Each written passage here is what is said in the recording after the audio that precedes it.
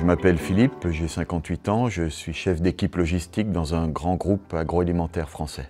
Donc voilà, on a diagnostiqué un début d'Alzheimer à ma mère il y a environ 1 an. Donc ça a été un choc pour moi, ça m'a rendu triste évidemment.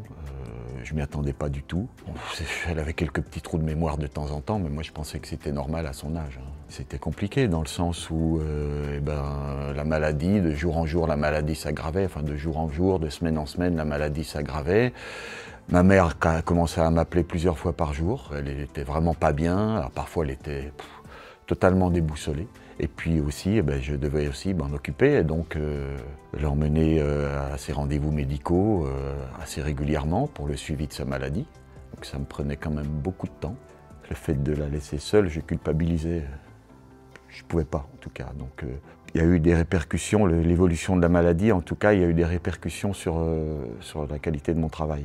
J'avais la tête ailleurs, c'était de plus en plus compliqué de gérer mon travail et la maladie de ma mère, ça me prenait de plus en plus de temps, d'autant plus que bon, j'ai pas beaucoup d'aide autour de moi. Mon père est décédé il y a 4 ans, ma mère vit seule.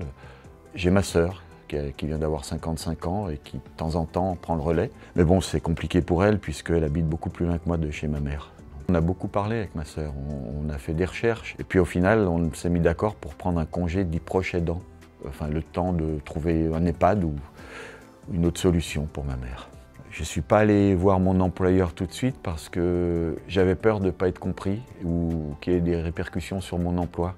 Je ne suis pas très loin de la retraite, j'avais pas tellement envie de faire de vagues. J'en ai parlé à d'autres collègues, même si c'est pas facile de trouver le bon moment, et puis c'est pas forcément un sujet qu'on aborde au travail. Et mon employeur, même s'il était quand même compréhensif, mais il avait peur que ce soit trop complexe dans l'organisation des équipes.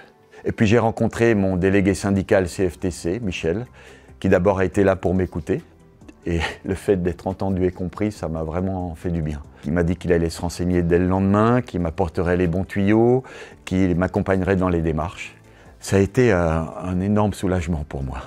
Il m'a même rappelé aussi qu'avec ce congé proche aidant, je pouvais avoir une allocation auprès de la Sécu qui rentrait en compte dans le calcul de ma retraite. Et donc il a été là pour m'aider à constituer le dossier. On a fini par trouver une solution qui convenait à tout le monde, à ma mère, à moi, à ma sœur, à mon employeur. Donc avec ma sœur, on a choisi de prendre un congé proche aidant dit fractionné. C'est-à-dire que contrairement au congé à temps plein ou au congé à temps partiel, le fractionné permet de prendre un jour de congé ou une demi-journée de congé en fonction des rendez-vous médicaux ou des autres urgences avec ma mère, et ce sur un total de 66 jours par an. D'autant plus que si l'état de ma mère devait s'aggraver, je pourrais prendre un congé à temps partiel, ce qui permettrait à ma sœur et à moi aussi de s'occuper d'elle, quoi.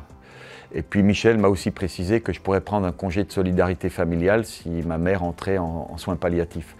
Ce qu'on ne souhaite pas, mais il vaut mieux anticiper quand même. Et j'espère que ce témoignage va aider d'autres personnes, parce que c'est vrai que ce n'est pas un sujet facile à aborder comme ça, mais ça me tenait à cœur d'en parler, justement parce que moi à l'époque, si j'avais eu ce genre de témoignage, ça m'aurait certainement évité certains tracas et aussi de me sentir moins seul.